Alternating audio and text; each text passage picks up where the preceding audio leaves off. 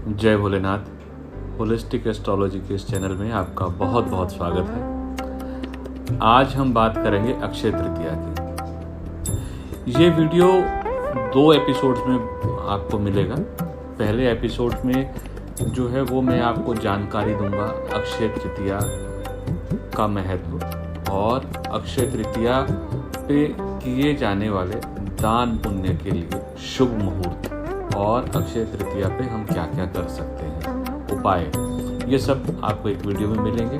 दूसरे वीडियो में आपको अक्षय तृतीया और परशुराम भगवान की जयंती, इन दोनों का इतिहास के बारे में आपको मैं जानकारी दूंगा। तो आज शुरू करते हैं अक्षय तृतीया के ऊपर।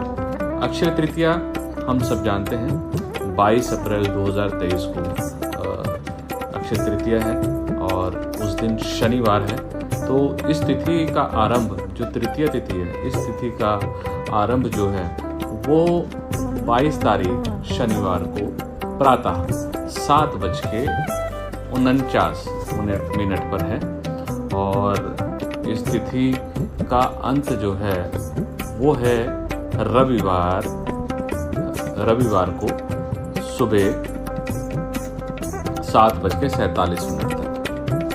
तो ये तिथि 22 अप्रैल को आरंभ होगी 7:49 पे और इस तिथि का समापन होगा 7:47 23 तारीख को। तो अक्षय तृतीया, हम यदि मुहूर्त शास्त्र की बात करें तो वर्ष में 6 ऐसे स्वयं सिद्ध मुहूर्त होते हैं जिनके ऊपर हम कोई भी शुभ कार्य करें तो उसके लिए हमें किसी भी प्रकार का पंचांग देखने की आवश्यकता नहीं रहती। यहाँ तक कि तारा अस्त या पंचक, जिनका बहुत लोग विचार करते हैं, वास्तव में वो वैसा है नहीं। तो इन सब चीज़ों के विचार किए बिना ही हम कोई भी कार्य करें तो वो इस तिथि में हमारे को शुभ रहता है और ये हर प्रकार के दोषों को समाप्त करता है। जैसा कि इस तिथि के नाम में ही है अक्षय, और मतलब ऐसी तिथि जिसका कभी भी क्षय नहीं होता। तो ये अपने आप में स्वयं मुहूर्त, सिद्ध मुहूर्त है। इसीलिए विवाह, यहाँ तक कि गृह प्रवेश, वाहन खरीदना, लोग आभूषण खरीदते हैं, सोना चांदी खरीदते हैं इस दिन, ताकि वो उसमें लगातार वृद्धि हो। हमारे शास्त्रों में इस तिथि पे दान पुण्य के ऊपर भी बहुत महत्व दिया गया है, उसके ऊपर बल बहुत दिया गया है। क्योंकि दान पुण्य से हमें क्या प्राप्त होता है? दान पुण्य से हमें दान करने से हमें प्राप्त होता है पुण्य, और पुण्य को शास्त्रों में बताया गया है, पुण्य वही है जिसका फल जो है वो हमेशा युगों युगों तक समाप्त ना हो। आपके जितने भी जन्म हो उसका फल हमेशा आपके साथ जुड़ा रहे।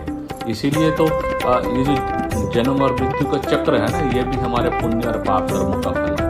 तो ऐसा पुण्य, जिसका जो पुण्य है वो चिरकाल तक रहता है, हमारे जितने भी जन्म। तो ऐसे इस दिन दान पुण्य जो है वो बहुत प्रशस्त माना गया, अच्छा माना गया है, क्योंकि उसका नाश नहीं होता है। इस दिन अधिकांश लोग जो है भगवान लक्ष्मी नारायण की, भगवान विष्णु की पूजा करते हैं और इस दिन भगवान विष्णु की जो पूजा है वो लक्ष्मी नारायण के रूप में की जाती है। और इसके साथ साथ इस दिन हम भगवान शंकर की भी पूजा करते हैं। दक्षिण भारत में विशेष रूप से इस दिन पूजा की जाती है। मैं अगले वीडियो में उसके बारे में बताऊंगा। अब इस दिन हमें क्या क्या उपाय करने चाहिए?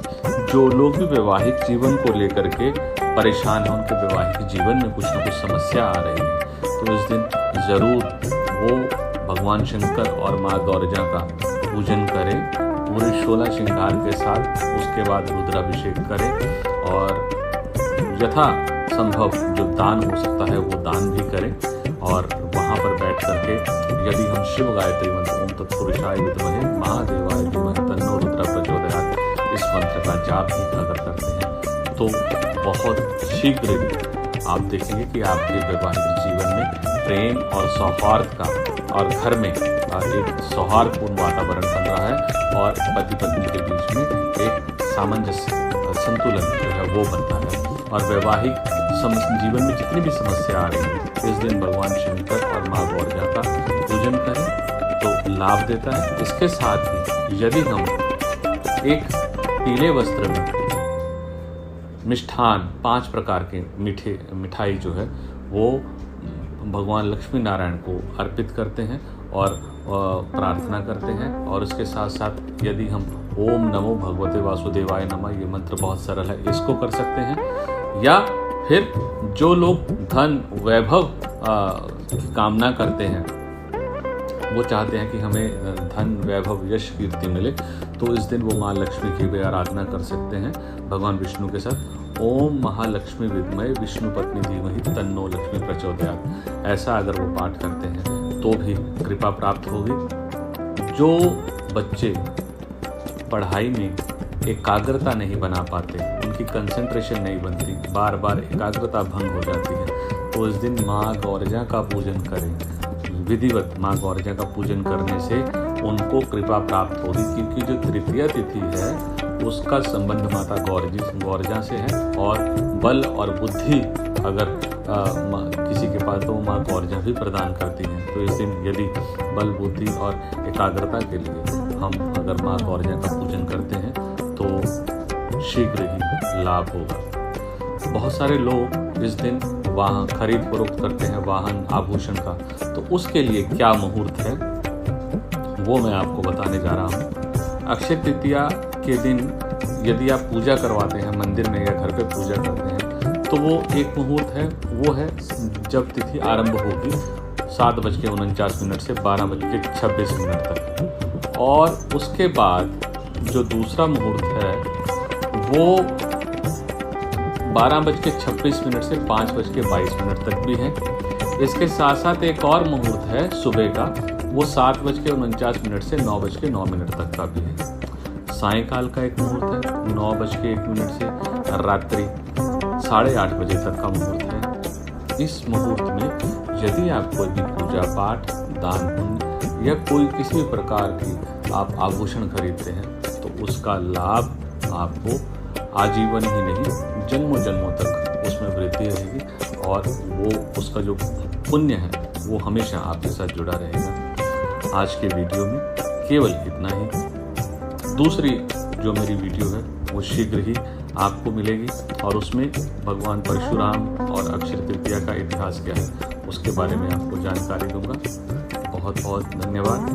आपको अक्षय तृतीया की, आपके परिवार को बहुत बहुत मंगल कामनाएं, और प्रभु भोलेनाथ और माँ भगवती का आशीर्वाद और स्नेह हमेशा आपके परिवार के ऊपर बना रहे। जय